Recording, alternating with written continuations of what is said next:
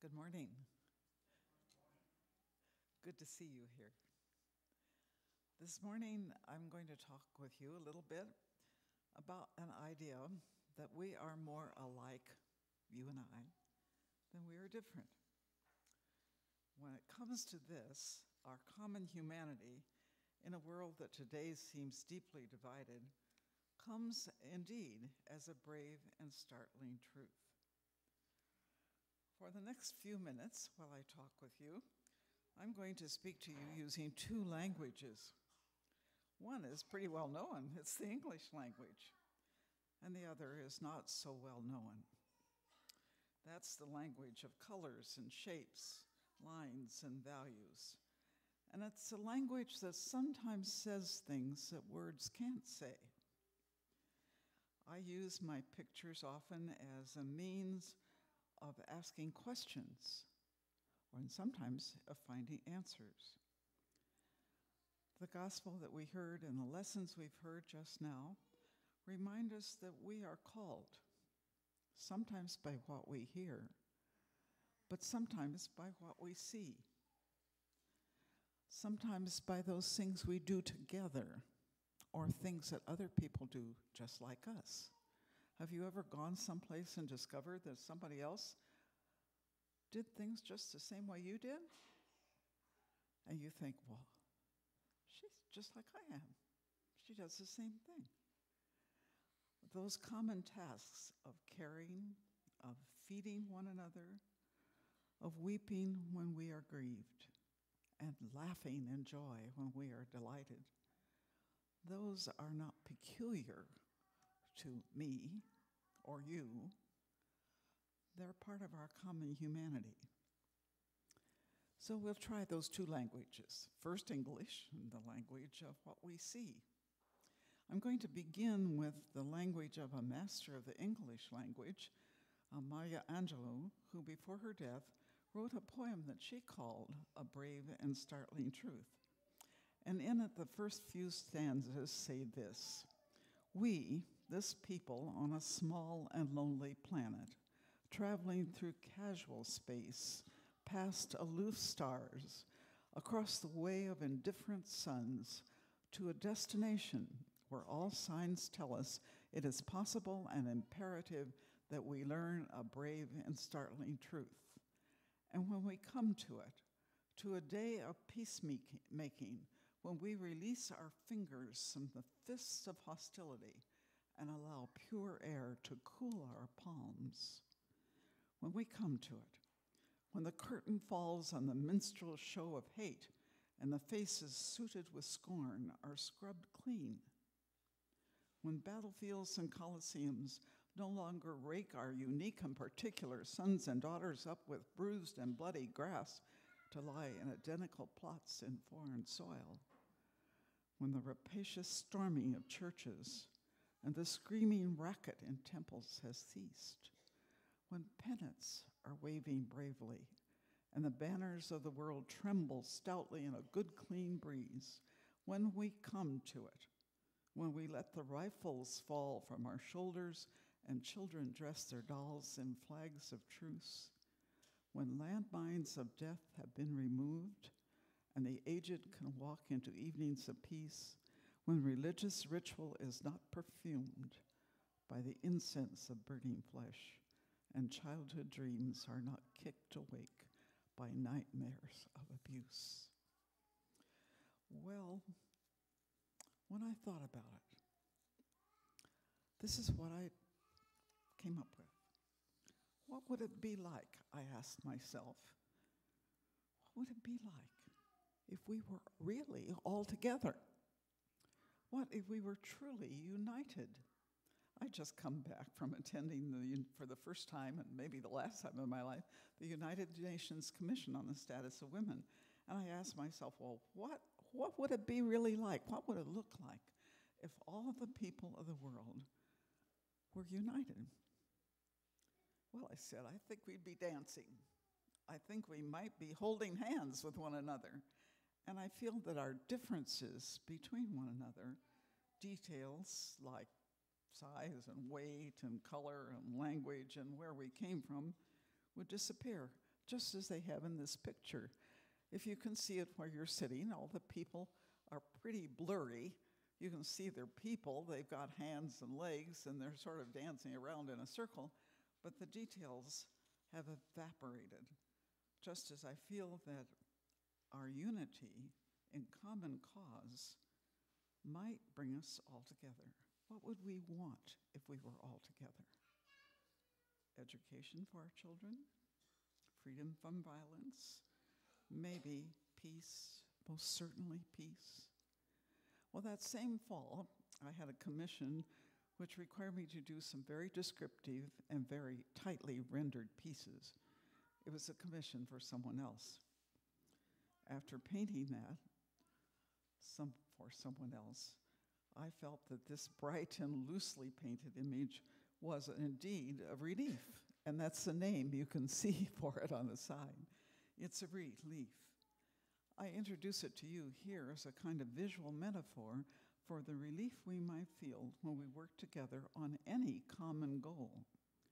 There is indeed a kind of psychological relief, a particular kind of relief when we know we're working together on a common task. Maybe it's caring for children.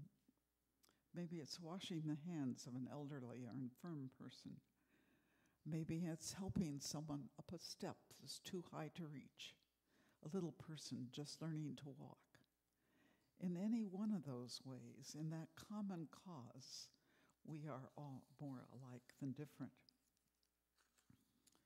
Now, sometimes finding out how we are alike is a pretty tough call. Sometimes it's hard to find those likenesses. And I'm sure that to do that requires our willingness to undertake a personal search. In the lesson you heard, when the little boy was listening, he had to listen 3 times, didn't he? And probably that second and third time was indeed, like Pastor Jack said, kind of tough to roll out of bed and listen or look at all. So to discover a common humanity requires a willingness on our part to go looking. This image is called crevasse. It's an interpretation of the rocky cliffs I've seen and do love along the coast of Oregon, a sight that seems to me endlessly interesting. The shore is indeed a place that the more you look, the more you see. At first glance, the rocks along the shore rising up from the water's edge seem forbidding, mysterious, and a sight that is certainly closed. But you know what? The longer you look, the more you see. And you discover, as I attempt to describe for you here, cracks, fractures in the stony surface in the crevasse, just as we can discover cracks in our lack of understanding or our desire for it. And sometimes when we go looking for those commonalities, we discover indeed we are more alike than different. Everywhere around the world, the giving and taking of bread signals hospitality. Think about it. Whether it's that bread and jelly treat your grandmother gave you when you were a little child, or a slap-together PB&J sandwich that you sort of push out the door as everybody runs off to school, or a dainty little slice of rye as an appetizer. Bread particularly often has the singular characteristic of hospitality, a desire to share basic food. And in that, we are more alike than different. I was especially moved on a visit to Russia by the old Russian tradition of offering the guest a round, freshly baked loaf of bread. And I pictured here for you that tradition as it occurred to me when that celebratory loaf of bread was brought out to a roadway by 3 women who had waited about 3 hours in a very hot sun for my arrival. If you look carefully, you'll see there's a sort of circle in the center of the loaf of bread, and in that circle, there's a dish of salt. That dish of salt celebrates an older tradition when salt was actually currency. As a woman living in the 21st century of the Western world, I found this custom something to sort of reflect upon. And my drawing captures those meditative thoughts. The bread is there, the hands are outstretched in a gesture both of hospitality and in giving. Now the next image is a kind of takeoff from that. Over on the left of this drawing, there's a kind of rectangular shape you can see. It's a bag of coffee. And over on the right side, there's a hand, and through the hand are trickling some coins. In this century, and the one that just ended, coffee was currency, not salt. Especially that was true in countries in East Africa. When coffee prices went up, life was good for farmers and their families. When the Western taste for coffee declined or foreign corporations took too large a share of profits, the life of the rural farmer reflected the change and resulted in those coins trickling farther and farther and farther away. And the result were some pretty painful decisions. Decisions about who could go to school and who had to walk the miles to the nearest water hole. The shortage of coins especially affected the women in East Africa with special harshness. The hope of having water easily disappeared, and sending girl children to school often disappeared with it. The coins trickled through the hands too fast. But you know, coins trickling through hands is not unique to East Africa, is it? Welfare mothers know all about it. So do the refugees that today are living in plastic tents in much of the world. So do immigrants living in meager circumstances, counting their coins at the end of the day. And as I wrote this for you, I thought about my father, who, standing at his dresser in the Depression, every morning and every evening reached into his pocket, pulled out the coins he had, and counted them. And at night he counted them again. And if he missed a penny, he stayed awake until he could figure out where that penny went. Every penny was important. We are alike, more than different in that. The idea for this drawing occurred when I drove home from central Iowa to central Iowa from Iowa City, and the slanting rays of the sun lit the autumn fields with a manicured, untouched, and perfect beauty. You know that special time, about 4:30 in the afternoon right now. The sun's coming in this way. Everything is bathed in a golden light for maybe 15 or 20 minutes. It was one of those times, one of those days. The light was touching the fields that had just been harvested. And my car radio was reporting the latest news of war. And I did that what if thing again. Driving along, I'm thinking, what if? What across that hill over there? I didn't see those fields, but instead I saw houses and buildings in shambles and a lone surviving soldier walking across the wrinkled fields. And the words about war then would become real in a way that the sounds on my car radio, which floated away into nothingness, in a way in which only sight and reality would be there. And I looked at it and thought, what if again? Well, then this next piece I want to show you, I'm angry, sometimes more angry than others. Civilizations have a way of repeating themselves. They rise, they fall. One writer says because civilizations think they must progress, they must somehow show progress. And in this angry calligraph, I've intentionally made my figures look like those that a child might make. They're stiff, they're cut out of cardboard, and they're sort of out of proportion, and they're placed any old way on the surface. And they're holding sticks and knives and battering tools. And they flay at each other, slaughtering one another with sticks and spears, not with unmanned drones as we use them today. What if?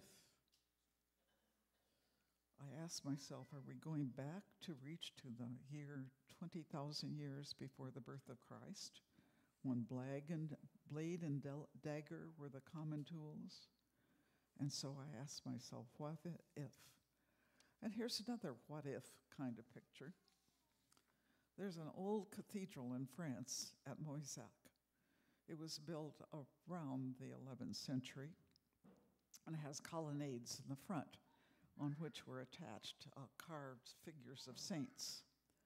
The saints have lost their significance, and some of the statues are in disrepair. Some of them are gone altogether.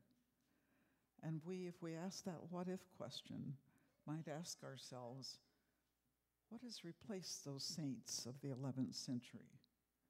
In this mixed media piece, I've replaced the figures with popular kinds of images that we see very often on television and in press and in magazines and the media of all sorts. And I ask again, where are the saints today? Is that our calling? Angelou asked this question, how do we understand this? She says it this way, we, this people on this mote of matter, in whose mouths abide cantankerous words that challenge our very existence, we, out of these same mouths, can come songs of such exquisite sweetness that the heart falters in its labor. How is it that we understand this duality? And what are the barriers to our understanding? Well, the next three and almost last images are images that are based on the seaside. And each of them are about searching and finding. In the first, a little pen and ink drawing about 8 by 11, I imagine that I can see through a cliff. Think of the cliff just representing our understanding or lack of it. And we can glimpse through that hole, through that opening, a bit of the sea far away. It's a kind of mystery, isn't it? How can it be there? How could we see it? How do we understand? Perhaps if God helps us, we can understand better. Now, the next image is somewhat similar. Again, it's a collograph where you put different materials on a surface and print from them. And here, what we see through that opening is absolutely ambiguous, isn't it? Finding a way to calm water, or an opening in what seems impenetrable, or searching to discover our understanding of how we are more alike than different, is probably one of those most important ways in which we are indeed alike. In the next image, I show you two trees near the water, and over on the right side, there's a rather ambiguous some trees in a kind of foggy place. And on the left side, we can clearly see the trees. And as we look at them, our understanding might become more apparent, just as if we look and try to discover, understanding does indeed grow. And then finally, here's a tree that I drew after I came back from the last trip to Pari Diocese. I'd seen this wonderful tree, had a wonderful lumpy, bumpy, rough surface to it. And I thought, oh, when I get home, I'm going to draw that. I'm going to paint that. I like the way that looks. So I started to work. And guess what I found out? There was a big hole in the tree. And through the hole, I could see the sky. I hadn't even noticed the hole. All I was looking at was the lumpy, bumpy surface. I think there's a kind of similarity between that, not looking for it and then discovering it, that our search for understanding is also like. Sometimes we understand when we didn't expect to, and we discover things that were there that we didn't know. We discover the likenesses that we were totally unaware of. Now, in this last image that I want to show you with holes in it, there's a tiny little torn hole. It's on the lower left and where the only circular part is located. I don't know whether you can see it where you're sitting, but if you can, you will notice there's some text through the hole. And the hole in its text says, each of us, there's a seed of love. A seed of love. And in that, we are more alike than different. Angelou writes it this way.